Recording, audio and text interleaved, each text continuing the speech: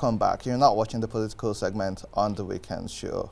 With less than 1 month for political parties to choose their presidential candidates for the 2023 elections, we will be discussing the crisis and conflicts within the APC, the 2023 presidential race, factions, confusion, and convention.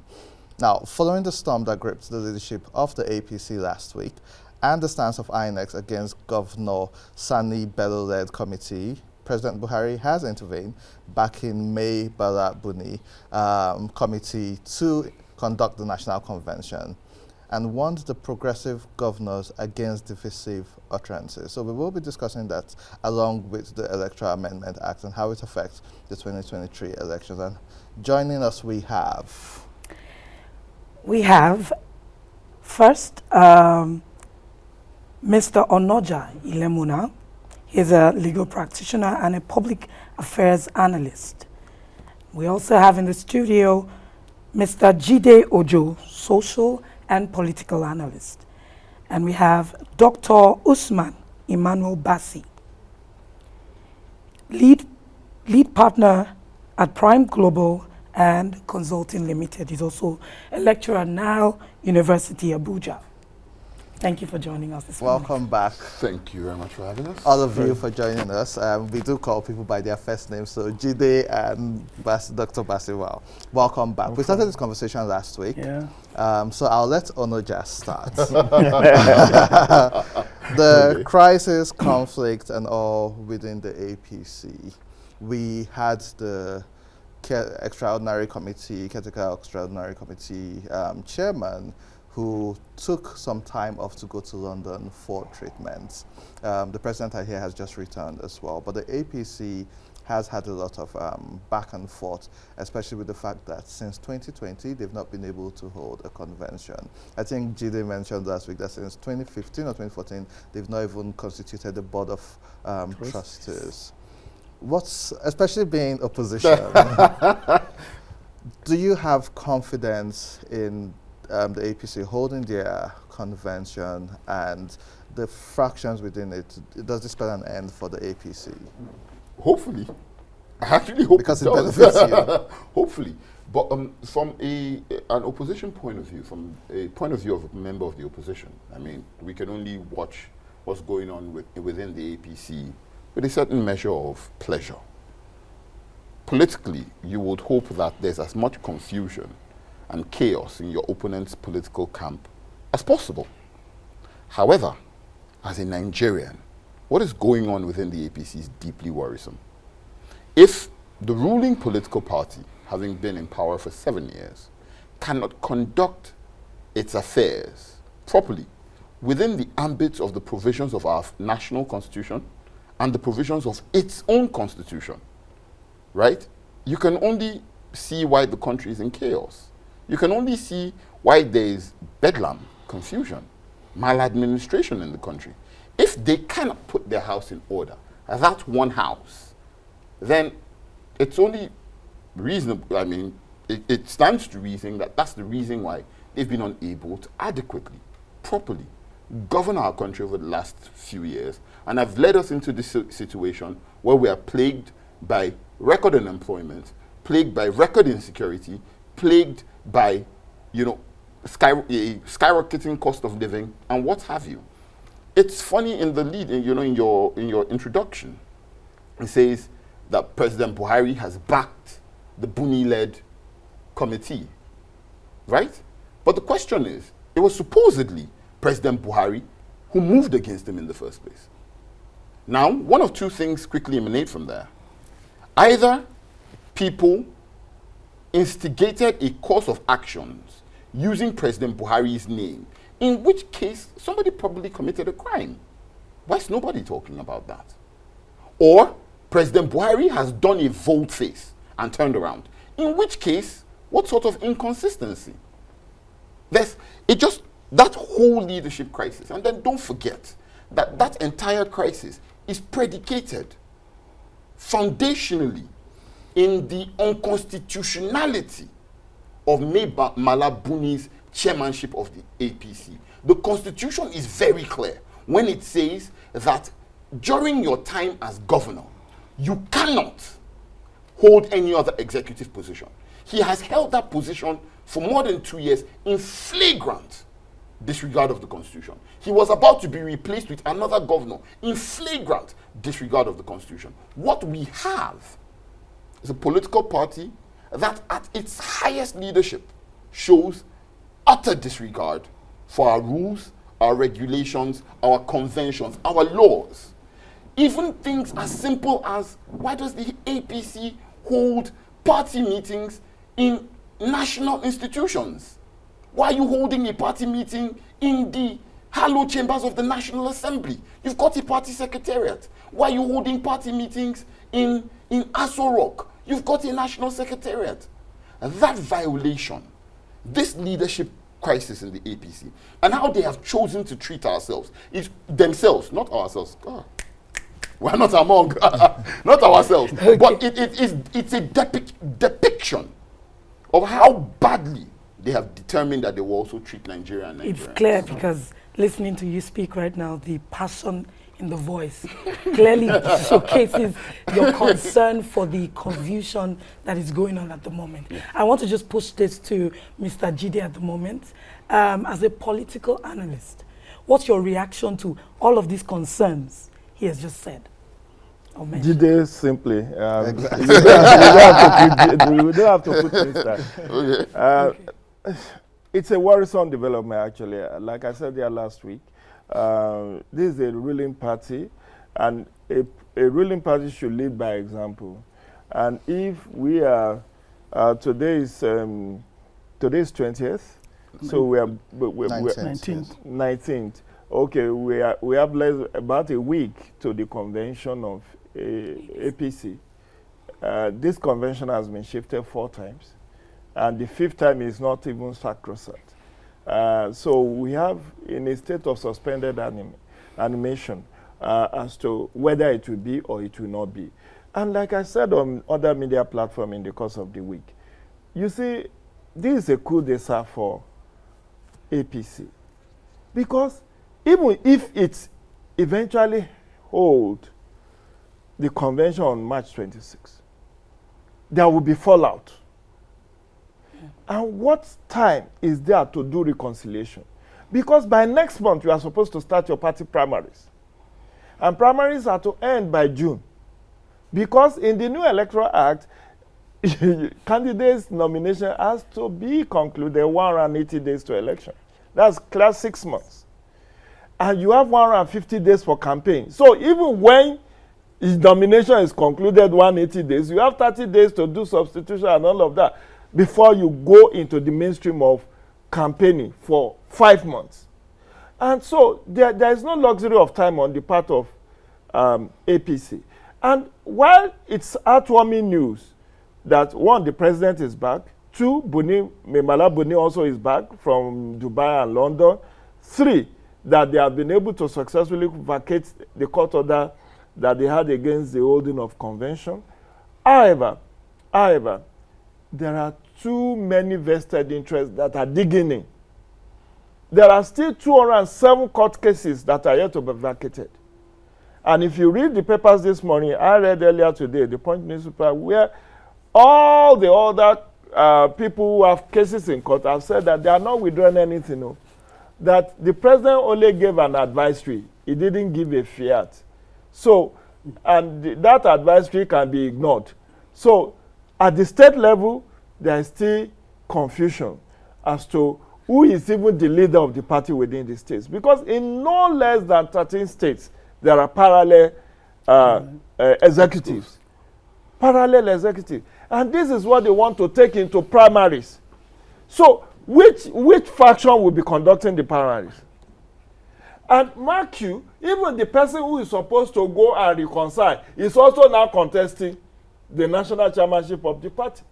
That's Senator Adamu Abdullahi, who has been touted as the preferred candidate. And then something worries me about all our political parties. Why do they prefer consensus? Why can't they have an open contest? Why is it that everybody is like shutting down, oh, let's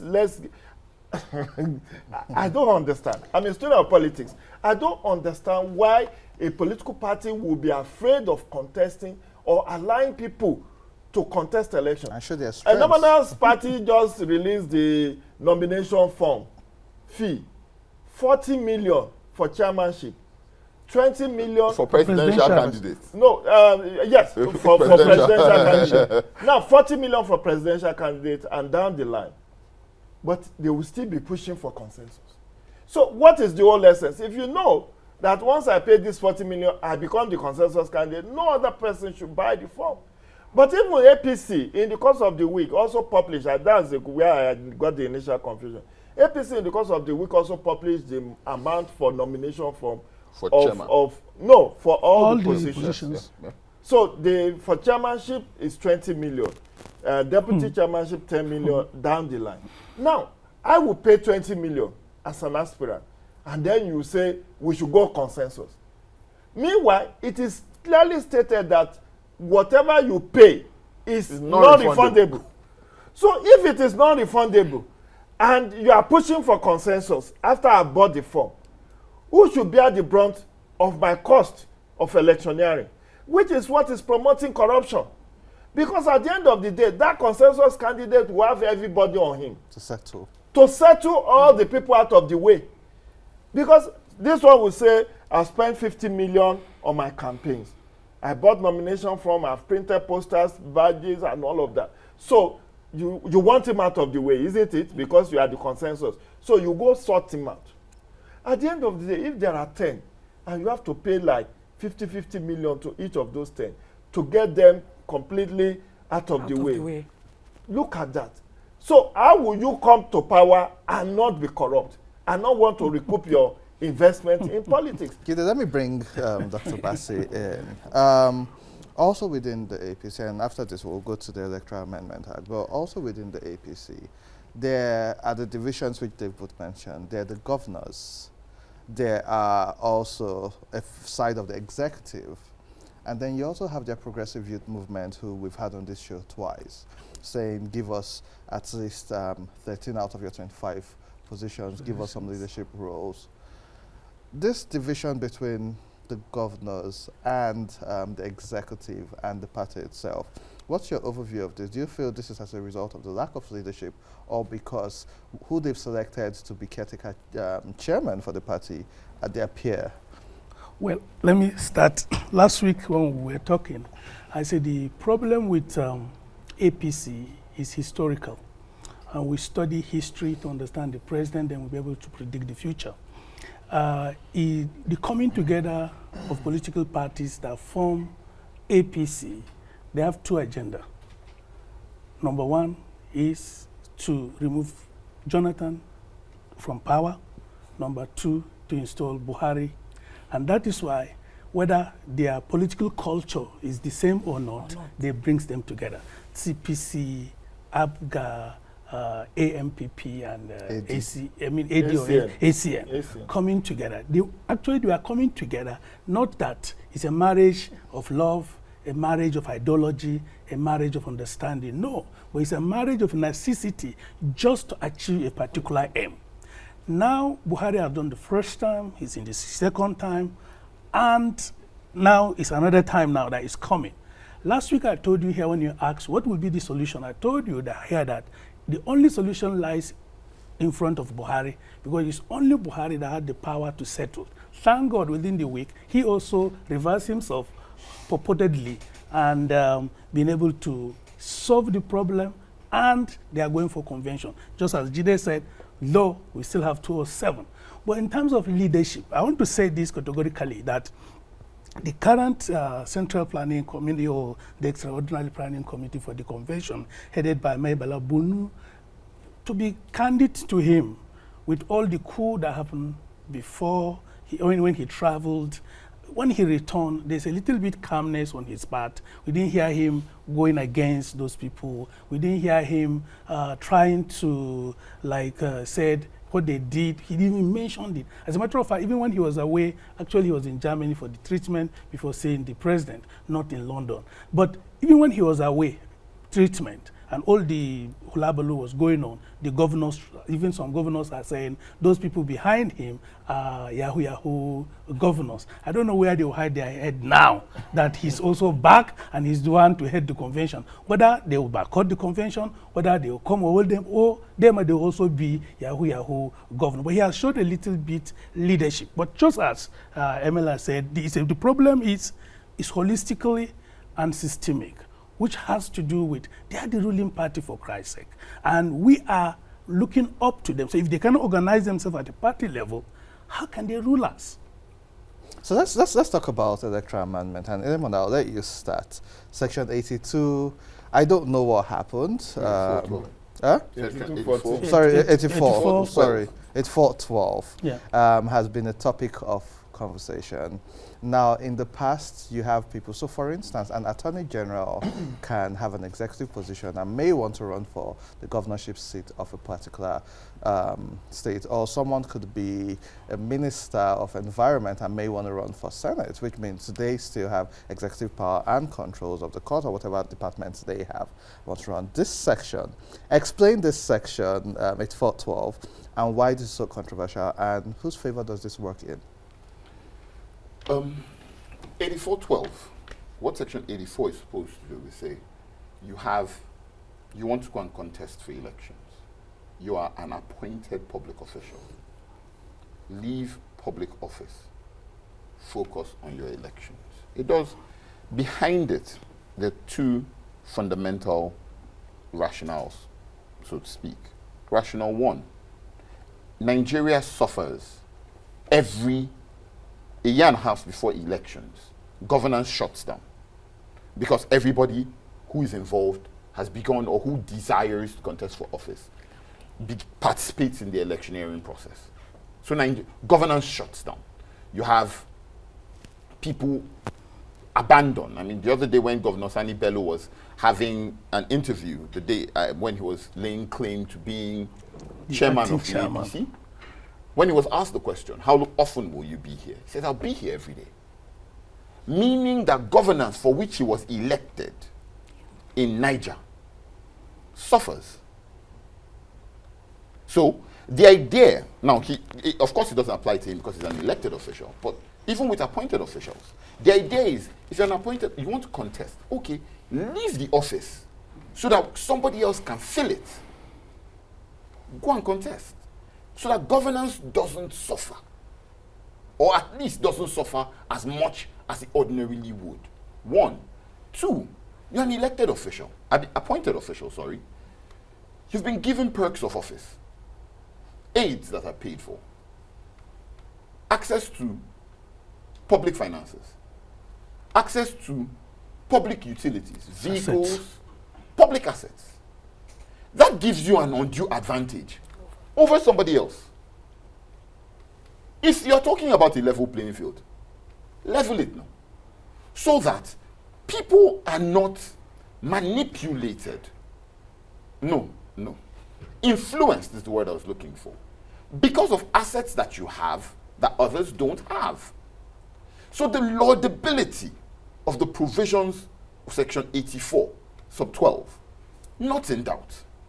Now, the powerful people who want to use their position to ensure that they're able to manipulate the levers of power in their favor, in their political parties, which is where the fundamental objection to 8412 comes from. In the question, you described somebody very well. Well known.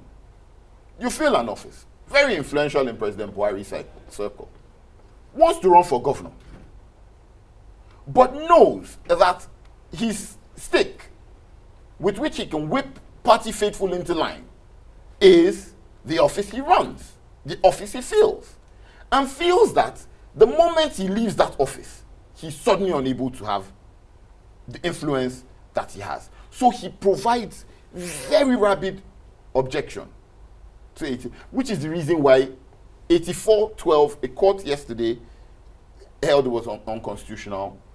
A notice that yesterday, Friday. Yeah. Immediately, the people who filed the note, the people who were on the other side, people have said that they will go to the Court of Appeal without waiting for a notice of appeal to be filed, without waiting for final adjudication. You have already come out and issued a statement saying, we are going to print it. We are printing the new Electoral Act. And Section 8412 is offensive to the Constitution. We are not going. Meanwhile, if you gave fillip to other pronouncements of the court in that sort of speed, you've never done it in your 7 years in office. Including FCC cases. Including the FCC cases. Right. When judgment has been given, you don't do it. All of a sudden, this one is in favor. Come on. Come on. When Dr. Bassi was describing, he said this was a marriage of necessity. The APC was formed together as a marriage of necessity. I begged, respectfully disagree. It wasn't a marriage of necessity. It was a marriage born out of hate. It was a boom that was tied with the string of hatred. Now that they achieved the first purpose, remove PDP from power, remove Jonathan from power, and then they achieved the second purpose, put President Buhari in power, they didn't have a third purpose, govern Nigeria properly. They didn't have, it didn't exist. And so that boom is unraveling. And may it unravel completely. Okay, thank you very much. I need to put this to you, Dr. Bassi. He was saying something about the issue with the objection to the amendment 8412. So what's your reaction to that objection? That's number one. And the number two part is, you mentioned the first purpose, the second purpose. What about the third purpose? Like he said. Actually, they don't have, let me answer that last one. They don't have the third purpose. Because if they have third purpose, you know, for an organization to be successful, there are three things. You have process, you have structure, and you have people. As the party, as APC today, they have the people, but there's no structure, there are no processes. And without this, no organization can hold itself. So if they have purpose, it's the purpose that define their agenda. And that agenda is what they will structure themselves, create the processes that will make it to be successful. To actualize but because they don't have, that's why they're having this problem. Today, the governors are divided. Again, I mean, based on their own interest, not the interest of Nigerians. So the overall whole is that the APC don't have ideology, even though not only the APC, even other political parties, but well, some other political parties have been able to put themselves and create a structure. Coming to the amendment we talk about, well, Ojo tried to say something off camera that day. Do you know that all the political appointees and their aides, automatically they are delegates? So by the time you said they are not going for primaries, where will be the powers of some of these governors? What will be the power of some of these people? Well, you know, his aides, his cabinet, all of them, so they become so powerful. So there's no, the competition become one-sided. So on your own, you cannot just say you want to go and contest. You must worship them. You must be close to them. You must abide by what they say. And that is why the Senate and the House of Representatives, not that also they have passed that bill because they love Nigerians, but also they want to protect their own onions. They want to protect themselves also to have access so that they can all compete. So the whole thing is about personal interest and it's not about Nigeria. Okay, so my last question to you, Jide. Less than 12 months to electing the next president of Nigeria. Now that we don't have parties trying to remove parties, even though Elemona's party is trying to unseat the APC, Of course. what should we look for in our next president? What are the questions we should ask in this campaign season, which we're about to start? What should we look for? Ironically, what we should look for is someone with competence, capacity, and skill set to govern. Not that we have a shortage of that, but I dare say we have a systemic problem. Yeah. Even the angel, you bring him into a Nigerian system, got swallowed. I don't know what it is about Aso Rock. You know, Ruben Abati, apologies, Dr. Ruben Abati, said something that there seems to be a demon in that Aso Rock, that when people get there, something just snaps. Because if you talk of people with skill set, I wouldn't say that the occupiers right now do not have those skill sets.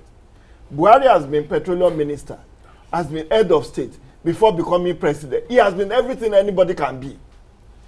Yemi Osinbajo has been a commissioner, a senior advocate, a cleric, a lawyer of international reputation. So what else do you want? But look at the state of economy, look at the state of governance in Nigeria today. I mean, let's be sincere with ourselves. Is there governance going on at any level in Nigeria as we speak today? Almost a year to election. No fuel, no electricity, no school, no, just tell me what we have. It's better we talk of what we have than what we don't have. Because what we don't have is many than what we do have.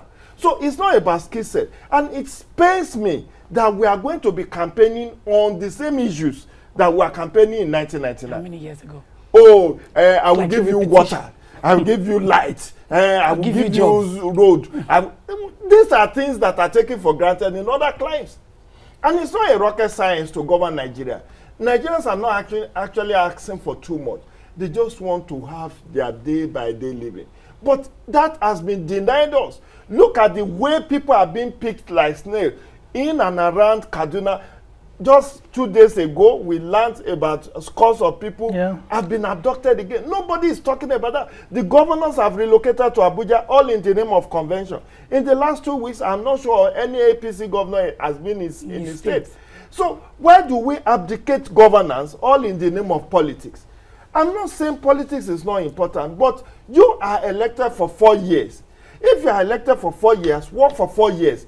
Not that you'll be doing governance by telephone, governance by email, governance by Zoom. By Yahoo. All right. It's so very painful. It's clear. We need to shine our eyes, look at, and I challenge the media, yours inclusive, proper profiling of aspirants. We need that. Yeah. Let's profile them. Key. What have they done in the past? I'd like to. What is their antecedent? What are they likely to do? Let's postulate. All right. Okay. I'd like to. I like the fact that he said a lot of things about track record and profiling. All right, you've been itching to say I'd something, like to Mr. answer Roger. that question. The question you asked him. What Okay. Nigeria is looking Yes. for. I wish I In could a call a president. name. In 1 minute. So I wish I could call a name. but I wouldn't do 1 that. minute. But I wouldn't do that. 1 minute. We're looking for someone who's in the moment. We're looking for a bridge. First, a bridge between the north and the south. A bridge between the young and the old. A bridge between public and private sector. A bridge between our two fundamental religions, our two major religions, Christianity and Islam. We're looking for someone who's kind, who's humane, who knows the problems that we face, who has the courage to make tough decisions, but also has the humanity to implement them in a humane manner. We're looking for someone who's listening, who's democratic, who has the experience, legislative, advisory, executive, that if you combine together, knows how the levers of Nigeria works and knows what we need to do and how we need to do it to get the results that we desire. We're looking for someone who has shown a track record of being able to challenge our systemic norms and failures and say, you know what, let's do things differently in a fresh kind of manner. There's somebody, this description fits one person, but you will not allow me. This is a good place for you to let's get. You just not allow me to collect. So let's get Dr. Bassi in 1 minute. 1 minute. Okay. Your final word. In 1 minute, Yes. in a little response. These are the exact thing that the politician every time and always tells us. We're looking for this, we're looking for this. But actually, that's not what we're looking for. What are we looking because for? Nigeria, at the moment, the problem of Nigeria is systemic. And for you to address this meeting, there are three things. Number one, Nigerians were lawless. Who can bring and install and ensure that we become lawful? Number two, not just about strengthening our institutions, individuals are stronger. The person you may be referring to, also, is still regarding as a personality, as a savior. Means we're still looking at someone as an individual, as a savior, not strengthening our institutions. When we have institutions that works, individuals fit in, and we have a better society. So what we are looking at, yes, we need all those qualities, but we need a leader that carries from bottom to the top, from top down, and we move together as a nation. We might not even be talking about religion, we might not even talking about anything. What we've been focusing on, we're focusing on our institutions strengthened, our institution working.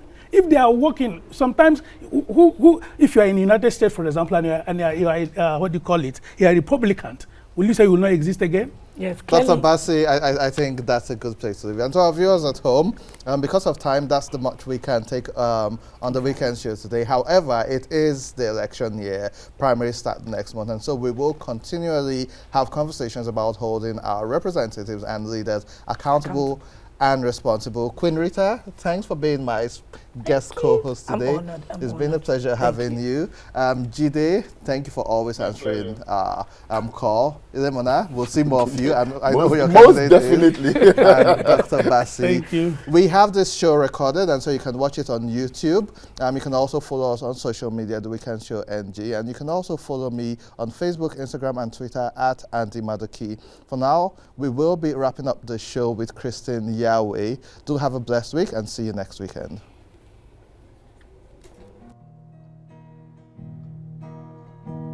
I'm no longer a slave to fear. I am a child of God. I'm no longer a slave to fear. I am a child of God. Yes, you unraveled me with a melody, and you surround me with a song of deliverance from my enemies, till all my fears are gone. Yeah. So I'm no longer a slave to fear. Oh, I am a child of God. Yeah. No, I'm no longer a slave to fear. I am a child of God. You split the sea so I can walk right the river. My feet were drowned in perfect love. You rescued me so I can stand and sing. I am a child of God.